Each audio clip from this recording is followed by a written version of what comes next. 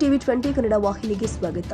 ರಾಜ್ಯ ಸರ್ಕಾರ ರೈತರ ಜಮೀನು ಕಬಳಿಕೆ ಮಾಡಿ ವಕ್ಫ್ ಬೋರ್ಡ್ ಎಂದು ನೋಟಿಸ್ ಕೊಡ್ತಾ ಇರುವುದನ್ನು ಖಂಡಿಸಿ ಡಿಸೆಂಬರ್ 1ನೇ ವಾರದಲ್ಲಿ ನಮ್ಮ ಭೂಮಿ ನಮ್ಮ ಹಕ್ಕು ಯೋಜನೆ ಅಡಿ ಜನ ಜಾಗೃತಿ ಮೂಡಿಸಲಾಗಿದೆ ಎಂದು ಬಿಜೆಪಿ ಮುಖಂಡ ಎಂ.ಬಿ.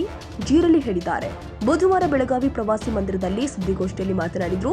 ಬಿಜೆಪಿ ರಾಜ್ಯಾಧ್ಯಕ್ಷ ಬಿ.ವೈ. ವಿಜೇಂದ್ರ ನೇತೃತ್ವದ 3 ತಂಡ ರಚನೆ ಮಾಡಿ ಜನಜಾಗೃತಿ ಮಾಡಲಾಗ್ತಾ ಇದೆ ಎಂದಿದ್ದಾರೆ.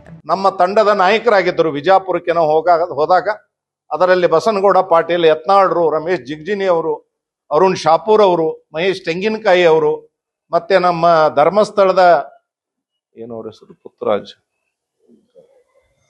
ಧರ್ಮಸ್ಥಳದ MLA ಅವರು, ಅದರಲ್ಲಿ ಎಲ್ಲರೂ ನಾವು ಭಾಗವಹಿಸಿದ್ದೀವಿ. ಸುಮಾರು ಒಂದು 20 ಹಳ್ಳಿಗಳಿಗೆ ನಾವು ಭೇಟಿ ಕೊಟ್ಟು ರೈತರನ್ನ ಭೇಟಿಯಾಗಿ ಅವರಿಂದ ಕಲೆಕ್ಷನ್ ಆಫ್ ಪಹಣಿ ಪತ್ರಿಕೆಗಳು ಆಗಿರುವಂತದ್ರ ಬಗ್ಗೆ ಸವಿಸ್ತಾರವಾದಂತ ಮಾಹಿತಿಯನ್ನು ಈಗಾಗಲೇ ನಾವು ಸಲ್ಲಿಸಿದ್ದೀವಿ.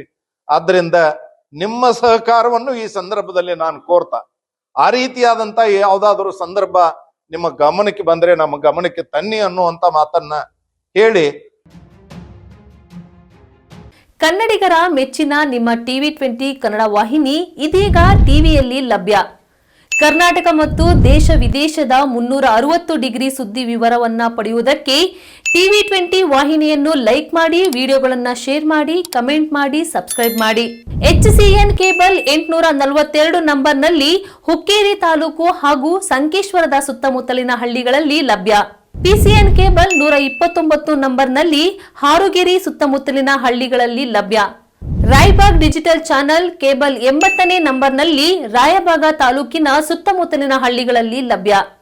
UDCN ಕೇಬಲ್ ನೆಟ್ವರ್ಕ್ ಉಗಾರ ಸುತ್ತಮುತ್ತಲಿನ ಹಳ್ಳಿಗಳಲ್ಲಿ ನಿಮ್ಮ ಟಿವಿ 20 ಕನ್ನಡ ವಾಹಿನಿಯೂ ಲಭ್ಯ.